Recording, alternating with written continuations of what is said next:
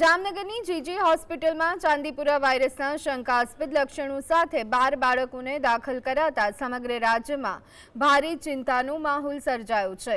ધ્રોલના રાજપરા ગામના માત્ર 3 વર્ષના બાળકનું ચાંદીપુરા રિપોર્ટ પોઝિટિવ આવ્યા બાદ 10મી તારીખે કરુણ મોત નીપજ્યું, જ્યારે આ વાયરસથી 8 દર્દીઓ પોતાના જીવ ગુમાવી ચૂક્યા છે। તાવ, લો શુગર સાથે માસૂમ બાળકો જીવ ગુમાવી રહ્યા હોવા છતાં આરોગ્ય તંત્ર નિષ્ક્રિય જોવા મળી રહ્યું છે।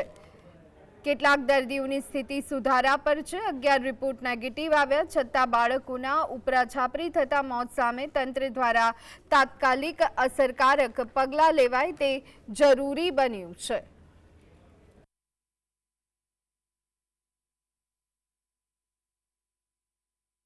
અત્યાર સુધીમાં જીજી હોસ્પિટલ ખાતે ચાંદીપુરા વાયરસના શંકાસ્પદ લક્ષણો ધરાવતા 12 બાળકો દાખલ થયેલ છે અને તેમાંથી આજ રોજ એક જે ધ્રોલના રાજપરા ખાતેનું 3 વર્ષના બાળક છે તેનો રિપોર્ટ પોઝિટિવ આવેલો છે અને એ બાળક 7 ઓગસ્ટે અમારે ત્યાં દાખલ થયેલ હતું અને 10 તારીખે તેનું મૃત્યુ થયેલ છે। જ્યારે બાળક દાખલ થયું હતું ત્યારે બાળકની સ્થિતિ ખૂબ જ ગંભીર હતી